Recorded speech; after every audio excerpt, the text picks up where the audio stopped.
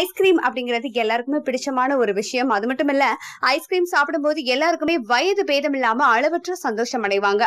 அதிக கொழுப்பு இருக்கக்கூடிய உணவு இது. பால் கொழுப்பு அதிகமா இருக்கக்கூடிய ஐஸ்கிரீம் 10 கிராம் அளவுல அதிக கார்போஹைட்ரேட், கொழுப்பு, புரதம் இது எல்லாமே நிறைஞ்சிருக்கு. இதுல இருக்கக்கூடிய அதிகப்படியான கேலரிகள் 2 மடங்கு பாலுக்கான சக்தியை கொடுக்குது அப்படின்னு சொல்லலாம். ஐஸ்கிரீம்ல கால்சியம், பாஸ்பரஸ் சத்துக்கள், விட்டமின்கள், vitamin A, C, E, D இந்த மாதிரி நிறைய இருக்கு. நியோசின் அப்படிங்கறதும் இருக்கு.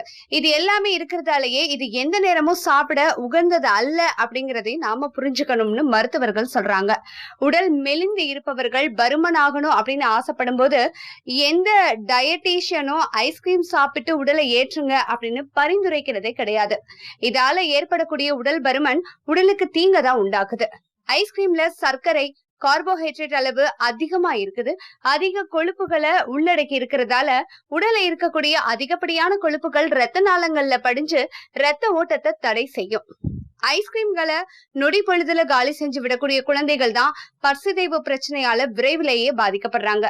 அது மட்டும் இல்ல, தொடர் சளி, இருமல் இந்த மாதிரியான உபாதைகளும் பாதிக்கப்படக்கூடிய குழந்தைகள் அடிக்கடி ஐஸ்கிரீம் சாப்பிடுவாங்க அப்படின்னு ஆய்வுகள் சொல்லுது. குழந்தைகள் ஐஸ்கிரீம் சாப்பிடுறதால அவங்களுடைய ஆரோக்கியம் குறையும் அப்படின்னு மருத்துவர்கள் பரிந்துரைக்கிறாங்க. ஐஸ்கிரீமை அதிக அளவுல சாப்பிடும் போது அதனுடைய செரிமானத்துக்காக இன்சுலின் அளவு அதிகரிக்குது. அப்ப உடல்ல குளுக்கோசினுடைய அளவு குறைய துவங்குது. இதனால நீரிழிவு நோயாளிகள் ஐஸ்கிரீம் விஷயத்துல மிகுந்த கட்டுப்பாட்டோட இருக்கிறது ரொம்பவே அவசியம்.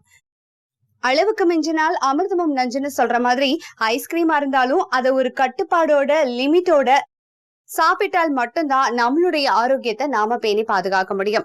இந்த வீடியோவை உங்களுக்கு பிடிச்சிருந்தனா லைக் பண்ணுங்க, ஷேர் பண்ணுங்க, கமெண்ட் பண்ணுங்க. அண்ட் இன்ஃபோநெட் சேனலை சப்ஸ்கிரைப் பண்ணி பெல் ஐகான் பிரஸ் பண்ணுங்க. நன்றி.